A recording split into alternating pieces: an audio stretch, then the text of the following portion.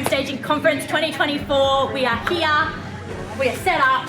We got everybody outside, there's people ready to come in, we're about to open the doors. Very exciting.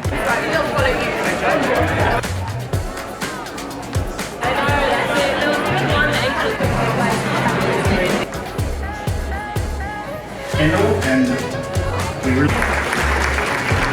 How are you? You got drunk and I'm Jason. What's happening in your house?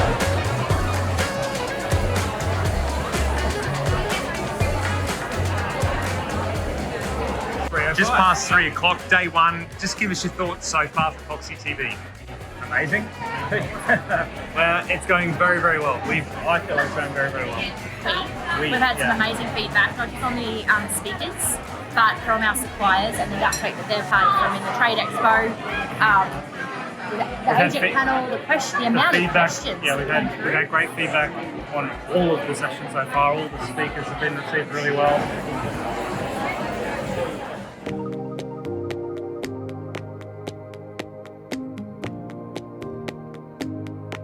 Day two, we're just getting set up. I think the doors will open in about 10 minutes.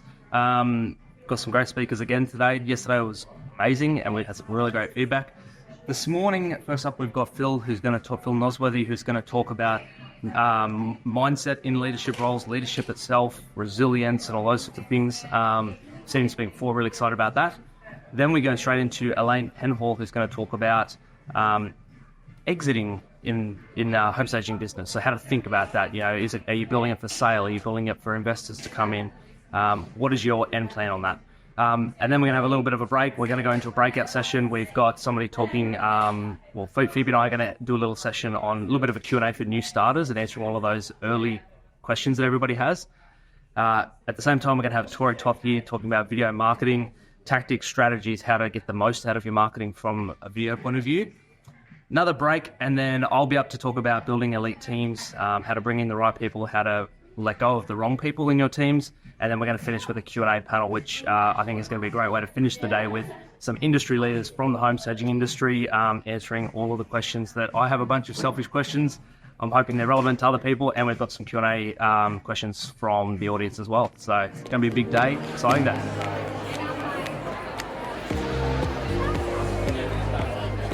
Alright, we're done. Boys have loaded a very full truck at the end of a very long 2 days. It was, so day two, I'm all sweaty. We had a rush for the elevator. There was lots of people moving out, but the day itself was amazing. We had great feedback again. All the speakers were well received from different people for different reasons. And overall, we'll probably come back on Monday, recap, I guess, how we felt about the whole thing. But sitting here right now, amazing. Couldn't have asked for better. Monday morning. Yes, so conference finished 2 days ago on Saturday, and I guess this is the first time that we are sitting down to kind of take it all in. We gave our very quick initial thoughts on Saturday night. We're all sweaty. We just finished getting everything out. That's gross. But yeah, sitting here, a couple of days later, I don't think anything's changed. I think overwhelmingly we have had positive feedback. We couldn't have been happier with how it all went. We were saying, it just went smoothly. Like everything that could have gone wrong was just not an issue. Like there was just so many things that we did in the planning that worked out. There were some things that we probably didn't even think about that just worked out. So overall, very positive. I loved all the people, and we knew the networking component was a significantly important part, and that's what we take from most of the conferences we attend. But got some really great feedback on that the ability to network, the intentional interactive sessions to meet people. Had great feedback on doing a session where we, the break at morning tea session straight after that first speaker, Julie Cross, isn't she amazing? But to just keep that energy high the whole time, really, really awesome. I had some really big complimentary feedback on how professional it all came together, which is a huge compliment to us all. And I needed a nap yesterday. I had a nap. I was very exhausted. I was very low energy yesterday, that's for sure. In having a nap, I've already reached out to a venue for next year. So we've had phenomenal feedback on how it all came together and how excited everybody was. I'm talking a lot, but everybody came and went out of their way to come and say thank you and to tell us how good it was, and that made both of us feel very appreciated and like very well worth any effort. The first thing that comes to mind for me was thank you for doing it. I think it's one of those things that hasn't been in the industry for so long. And I think the majority of people that were there they knew it was a good thing for their industry. They wanted to come together, but somebody had to take the step. So I think it was, first and foremost, thank you to us for being the ones or the first ones, just somebody to do it.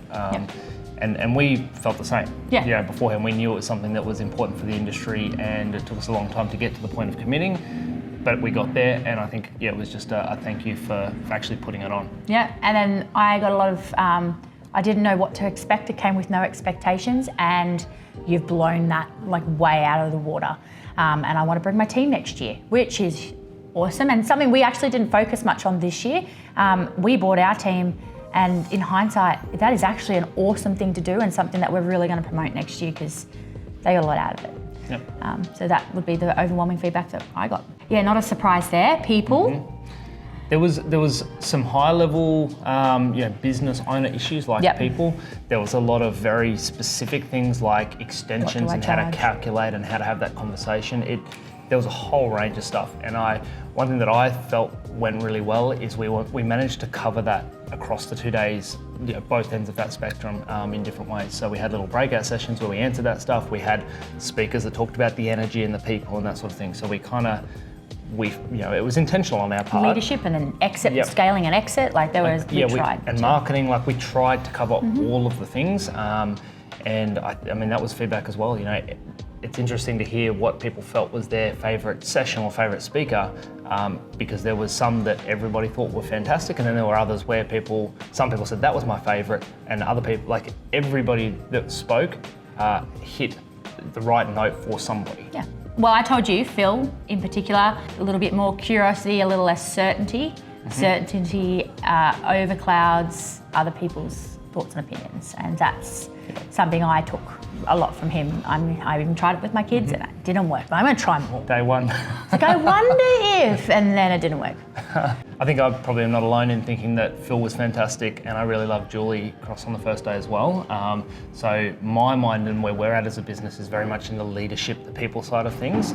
So from Phil, I'll give you two. So from Phil, it was around, are you too busy to be brilliant? It doesn't matter how well you do the wrong things.